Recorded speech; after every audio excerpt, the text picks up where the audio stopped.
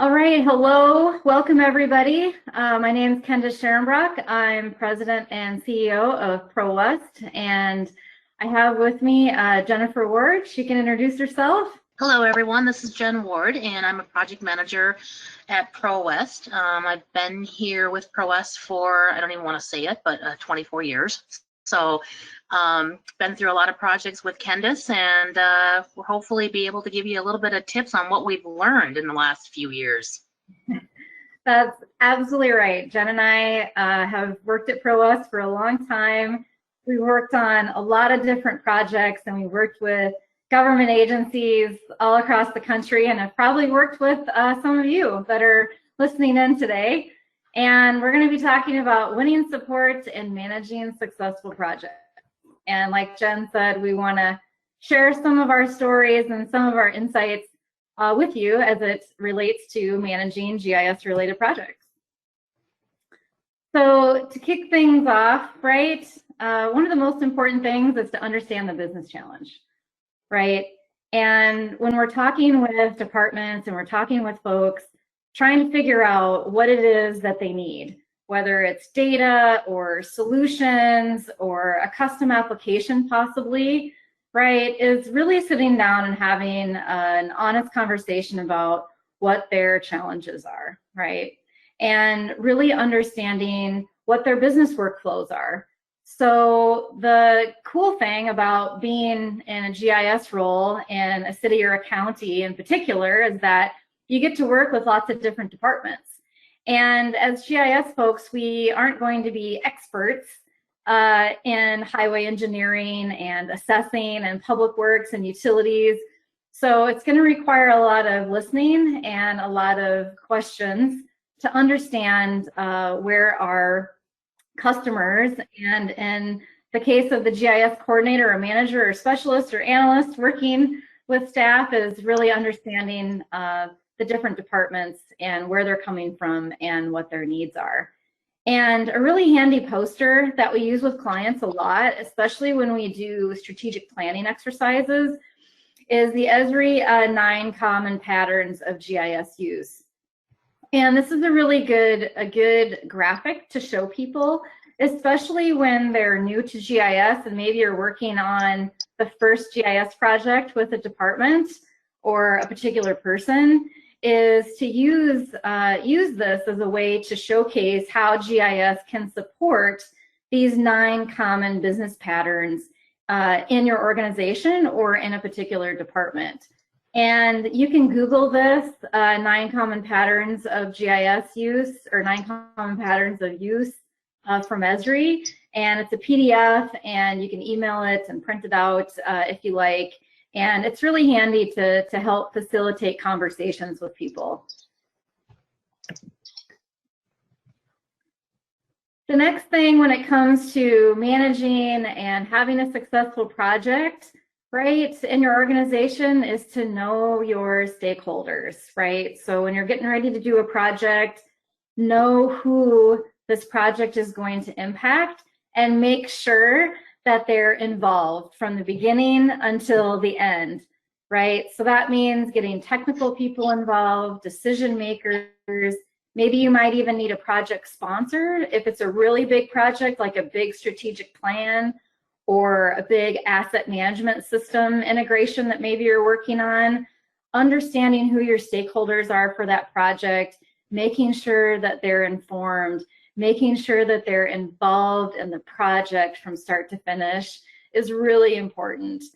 And another thing that we like to tell people and really promote is really doing your best. And it's hard right now with the world circumstances, but try to form relationships with other departments throughout your organization as much as you can, just before a project even happens. And we'll talk about some ways that you can do that too.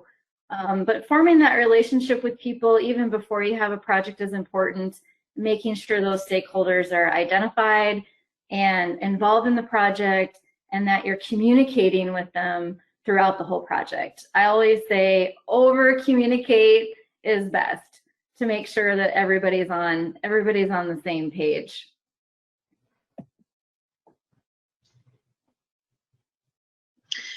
And kind of coming off of that last set of comments from Candace about knowing the stakeholders, that really directly ties back into, timing is everything, right? So as you get to know your stakeholders and you get to know your project participants and the different staff members, you're going to learn the idiosyncrasies with scheduling and seasonal items and things of that nature, because you really need to be aware of that.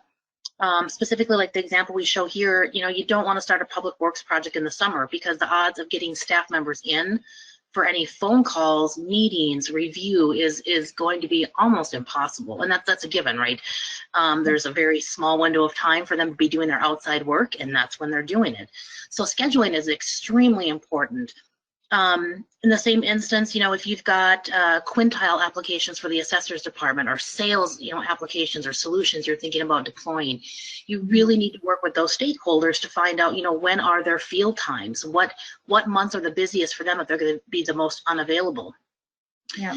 Another thing that we've run into in the past too, which is something that I used to never really think a whole lot about until I've gotten to know a lot more intimately some of the staff members we work with, are things like, are there going to be long-term planned vacations for any of those stakeholders, or things like maybe there's going to be a known medical leave for whatever reason, or things of that nature, which, when you start at the beginning of the project, doesn't seem like it's that big of a deal. But once you get into that project and you realize that the person that's got to be the person that's doing the checking and testing of stuff is going to be gone for 3 weeks, kind of puts a kink in the timeline.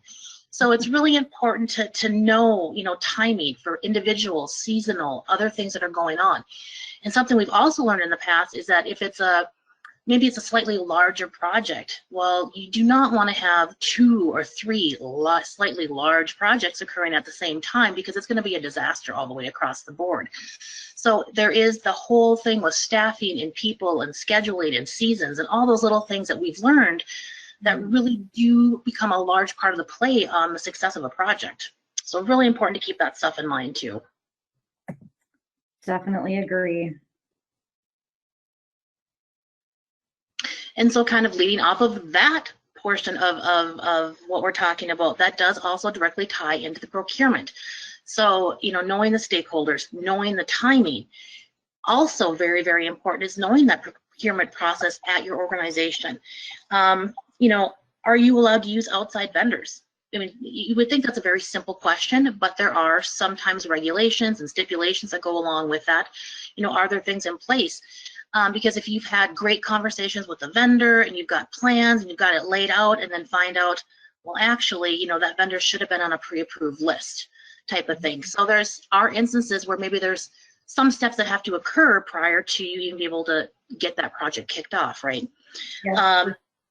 Right? Yeah. And then another thing that we run into on occasion is a lot of times with the cost of things. Is there regulations that are in place regarding, after a certain dollar amount of a project, does it have to go out for RFP?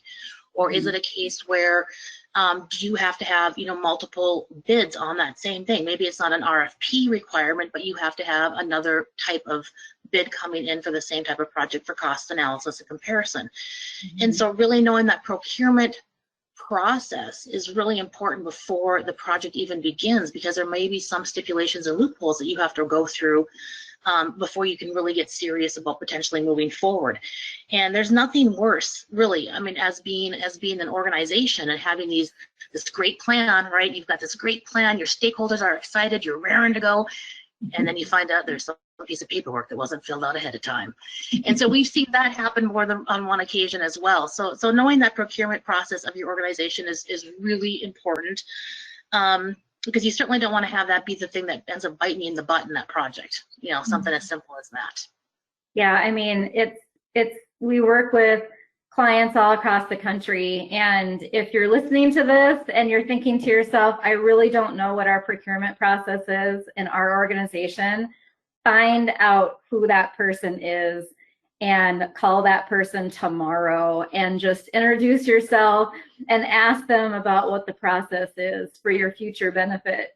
Because there are so many people that just don't know how to facilitate getting estimates from vendors, or maybe you're going to have to put out an RFP, which is a whole nother ball game, right? So knowing, even if it's just at a really high level, that procurement process ahead of time before you're kind of stuck and you need something done fast, is really going to benefit you in the end. Or if you haven't talked to your procurement people in a while, you might want to touch base with them and see maybe what new procedures are in place too. But we see that a lot, don't we, Jen? Oh yeah, and one other thing that's probably important to mention too as part of that procurement process is that a lot of times there might be very specific types of proofs of insurance that need to be supplied and things of that nature. And so that's another one of those things that may take a little time to get pulled together. So knowing if there's certain things that go along with that are required too is really important. Mm-hmm. For sure. So demos and prototypes, right? So as you're working with the technology and as you're working with the different departments and you're working through what a solution might look like that you're working on, putting together demos, putting together prototypes is a really great way to engage stakeholders or to generate new ideas or a new excitement around the technology in your organization. So take time out of your day, out of your week, out of your month to make sure that you're setting aside time to put together those demos, put together prototypes, and explain to your stakeholders or your project participants that, hey, I've put together this lightweight demo. This isn't perfect. It's not a complete final product, but it kind of gives you an idea of what we've been talking about. And this will help engage your users, engage your stakeholders, and it will help them come up with more ideas, right? Because oftentimes it's hard for people just to envision something without being able to look at something themselves. So really utilizing the technology to put together those demos and prototypes can really help generate a lot of new ideas and to really help you scope out the full extent of the project.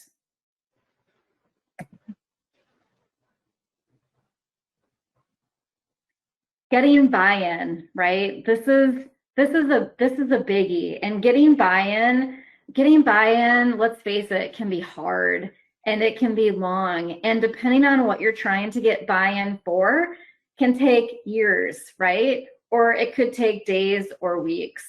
So making sure that you're communicating, making sure that you're, again, identifying those stakeholders and communicating with them, building those prototypes, making sure that when you do finish certain projects that you're promoting those throughout your organization. Those are all things that can help you get buy-in for the technology. And back to what we were talking about in the beginning of the session, really understanding who your users are that are going to be using an application that you might be building and really understanding their workflows and pain points. That's really key to getting buy-in, because understanding where they're coming from and where their concerns are will help you. And sometimes getting buy-in is about money, right? And understanding how much things are going to cost, either in your time or in purchasing software or in hiring a vendor. All of these things require research so that it's clear for your users how much things are going to cost, right, throughout the project. And doing your homework, doing that research, and really understanding the pain points, the things that are preventing the project from happening in the first place. If you have that good, solid understanding and can start to work to address those challenges, that's going to help you get buy-in. I don't know, Jen, do you have anything else on buy-in? I mean, we could talk all day just about buy-in. Well, yeah, one of the biggest things that I think we see come across quite often too, and this does tie in with everything you've just said as well, is trying to quantify the amount of expected staff time for participation is huge. Yeah. Because if they don't really have any idea, let's say, for instance, you've got assessor Y, right? And assessor Y thinks it sounds like a great idea and it sounds like a great project, but they're super concerned that it's going to take 10 hours a week of their time, when in actuality, it might take an hour here and there over the course of a 3-month period. So being able to set some definitions on expected participation for time, I think sometimes really helps quell some of the fears that we see going into some stuff, and there might be some hesitation about doing things because I think they just don't have time to deal with it. Yep, yep, that's a great point. Happens a lot. Mm-hmm. So outlining the project. This is probably one of the most important yet difficult aspects, I think, of any project. You really have to define those requirements, which that right there ties back into everything else we've talked to prior to this, right? It's knowing those stakeholders, it's knowing those workflows, it's knowing those pain points, things of that nature. But you really have to delve into all of that to get the ability to define what are those requirements, because I think the graphic here, Candace, is the best picture explanation I have ever seen of how it actually is. And so, and in this example, it's taking something of trying to interpret what you're being told, but to find out actually it was a lot simpler than what it should be. So it's having those conversations, and it's learning all those bits and pieces of the back end to really get hammered out, what are the actual requirements. And so in conjunction with that as well, it's setting those timelines, right? So it's not necessarily just the timelines that you're going to want to implement for your vendor to provide something. It's also going to be defining those timelines of staff members as well. And again, that ties back into what we talked about earlier, timing is everything, right? Because if it's a case where there's going to be maybe a 2-week window where staff members are able to test and provide comments and feedbacks on maybe the solution or application that was developed, and that timeline happens to hit right at the peak of field work, well, it's not going to happen. And that in turn is going to postpone a lot of other subsequent things in that project as well. So that's a really important marker to know. And so along with that, setting that budget, nobody wants an unknown value going into anything. It's not feasible. It's not feasible. It's not safe, right? I mean, everybody needs to know what those expectations are for that budget. They need to know what are the milestones within that project. By having clearly defined milestones of, point A, point B, point C, you've got a way to regulate and to make sure that the project continues to move forward. And again, this ties back into working with those stakeholders, defining those stakeholders, and making sure that the stakeholders that are involved are the stakeholders that are going to be involved throughout the entirety of the project, because nothing will derail quicker than having that be up in the air and having that be all over the place with new project stakeholders coming in at different points along the way. Yeah. Yeah, no, I think everybody needs to print off that cartoon and put that on their desk somewhere, because it's definitely things that happen, especially if you're new to managing projects, GIS projects for your organization. It's definitely a common thing. So hopefully some of these planning items can help you prevent those things from happening.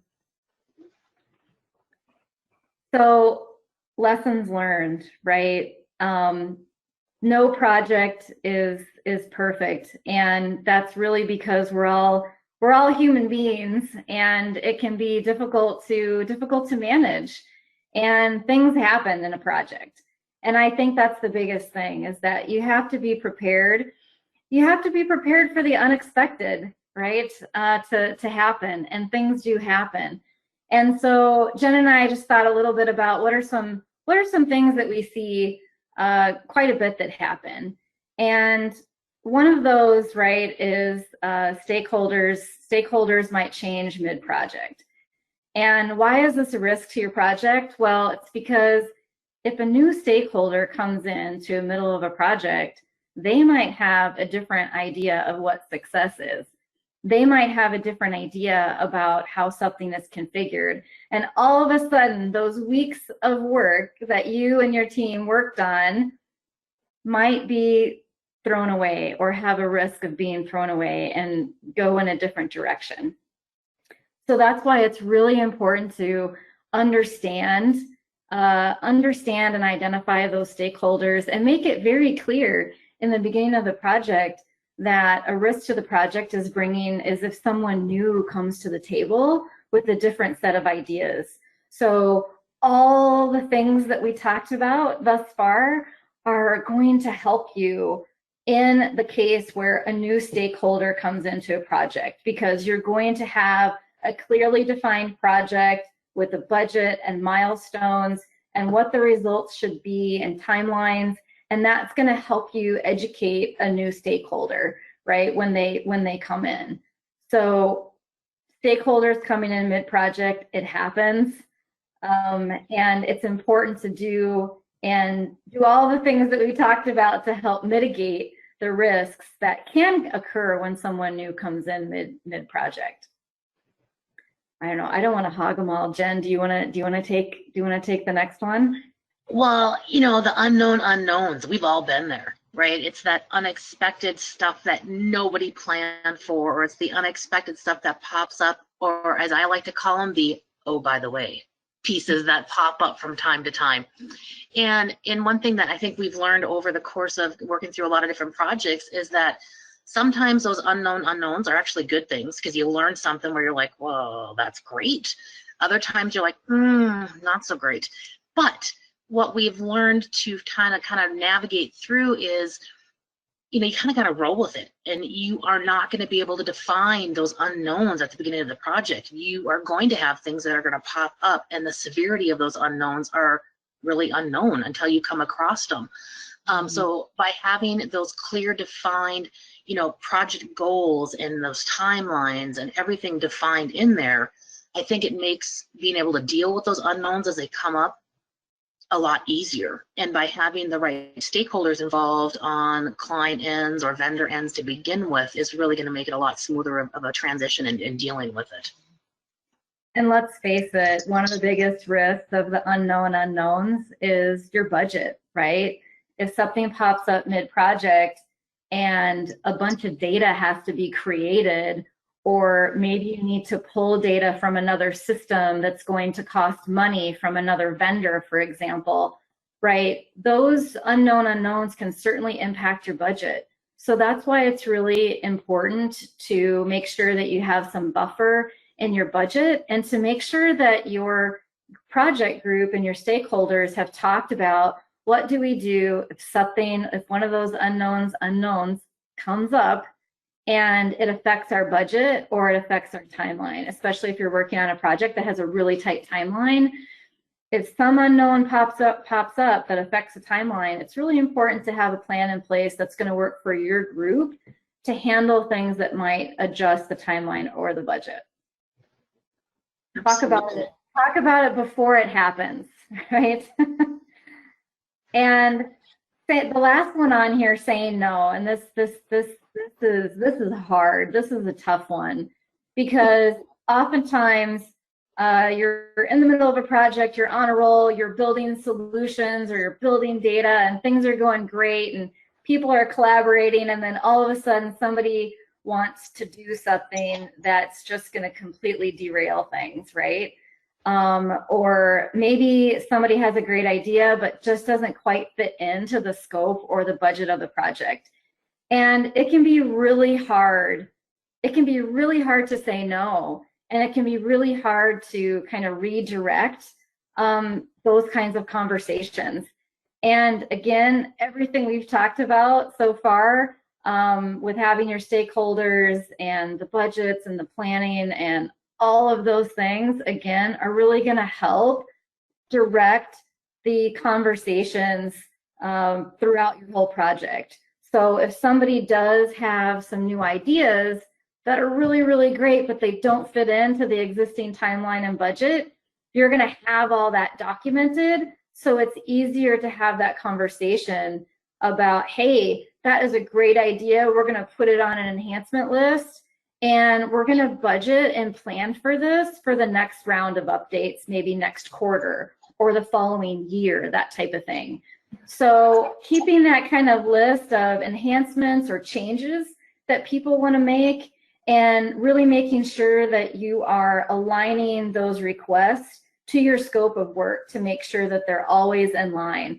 So scoping that out, when Jen was talking about the importance of all the project scoping components, that's really key to helping your project stay on track.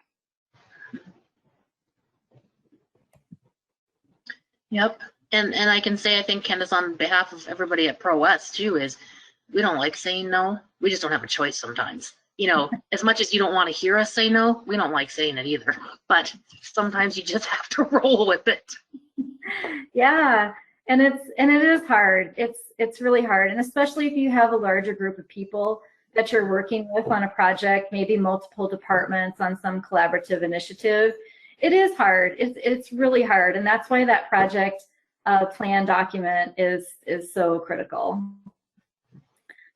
So you get done with your project, and it's a successful project.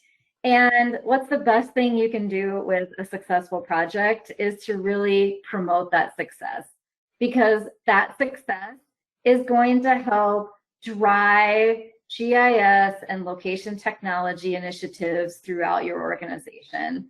And it's going to help generate new ideas for new projects, right? So when you finish your project and your users have been using their new solution for a while, it's great to revisit your users, your end users, and find out, how are things going? How much time is this saving you? How much money is this saving you, right? Find out and quantify to the best of your ability what those results are. If you have a newsletter that your county has, put an article in the newsletter about the project and talk about why we did the project and who was involved and what the results were and why it was important to the county or the public that the county or city served, right? If you have the opportunity to present at your county board or city council or whatever governing body that you might have, get on the agenda, even if it's for 5 minutes, just to kind of talk about your project and why you did it and what the results were, can really go a long way to help generating ongoing support for your organization. Don't be shy to get out there.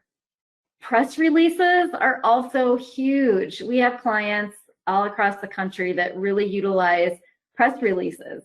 And sometimes it's really hard to say, gosh, I really don't want to toot my own horn. It really wasn't that big of a deal. I'm just doing my job.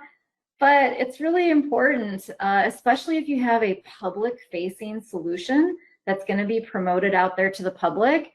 Putting out a press release can generate a lot of interest and a lot of traffic to any public-facing solutions that you have out there. So work with your communications department or who's ever responsible for publications in your organization. I know here at ProWest, Jenny Miller, our marketing manager, she helps our clients out all the time with press releases. So they can be a great way to help promote your public-facing sites. We've also had a lot of clients that have looked at other industry publications to write small articles or big articles about the work that they've done. So if you've done something for public works or utilities, talk to those folks in those departments and find out what industry publications are out there for the work that they do, and generate an article, put those out there. It can be another really great way to gain support and interest and knowledge in GIS in your organization. And then finally, social media, right? We love it, we hate it. Twitter, yes, Twitter, no. It's all across the board how people feel about social media. Some clients, some cities and counties use social media. Some just use pieces, so they might just have Twitter or just have Facebook. But social media, if you have social media at your organization and you have a successful project, especially if it's something public-facing that is serving the public and the taxpayers in your city or county, definitely use social media to get that out there. So lots of different ways to get the word out. And as GIS people, lots of times we're highly technical. And some of these things might make our hands kind of clammy, like, oh man, I just really don't want to write something, or looking at posting something in a magazine, right? But find someone in your organization that is good at those things, right? Or reach out to a partner like ProWest, or reach out to your neighbor who might have done something similar and see how they did it, right? And get some help too, because these are all things that can really help jumpstart GIS in your organization and keep it at the forefront. Jen, do you have any thoughts on any of that? There was one more thing that I thought of that kind of ties back into the whole organizational newsletter. So if it's a case where you don't have that type of thing set up at your organization, one other thing that I think we've realized is really beneficial is even if you can get a little show and tell session with all your departments. Because I'm telling you, there is nothing that sparks interest by being able to say, hey, we're going to have like a half-hour meeting. Here's what we're going to do. Maybe it'll be online. Maybe if you're lucky enough that you guys are back and in place and in person, you'll get together in the council room or the commissioner's room or whatever to do a little show and tell of that successful project that you have. Yeah. And I can guarantee you nothing sparks more interest than if you get, maybe there was a signs management application you did for your highway department that you can show off. There is nothing that'll spark interest and potential engagement from other departments by seeing success that's occurring in one of their other departments right in their own organization. Because that'll cause them to start thinking, well, if we can do it for that, how can we implement GIS in our department more to make it more beneficial for us and for our public? And that show and tell session, you wouldn't think so, but sometimes that is almost the win-win across the board for showcasing the hard work you put into it as being part of that project, but then to also generate interest in other things as well. Yeah, for sure. And obviously right now with work schedules being fluctuating a lot, right? Some people are at work, some people are at home, some people are all at home, right? Do like a lunch and learn. And we have lots of clients that'll host like a little lunch and learn just for a half hour over lunchtime, something you can do over Teams or WebEx or Zoom or whatever virtual video conferencing software your organization uses. But it's a great quick way to showcase what you got. So don't be afraid to put yourself out there and do those kinds of things, because it really does help. So that's a quick overview, right, of project management as it relates to GIS and some of the things that we've learned over the years. And we could talk all day about this, but wanted to give you a quick insight into some things that you can do to plan for successful projects moving forward. And we hope that you got a lot out of it. And we hope to see you at a future conference in person where we can talk about these things more, right? And thanks so much to Jen. Jen works on projects every single day, all day long, and it's really awesome to have her be a part of this and to share some of her experiences. It is invaluable. Hey, it is a great job to have, because there is nothing that I find makes me happier than having a project that's successful that somebody can show off in their organization because they look like rock stars, and that is just fabulous. It is. So get out there, have a bunch of successful projects. We want to hear about them. We hope to see you out there on social media promoting all your great work. And thanks so much for tuning in, everybody.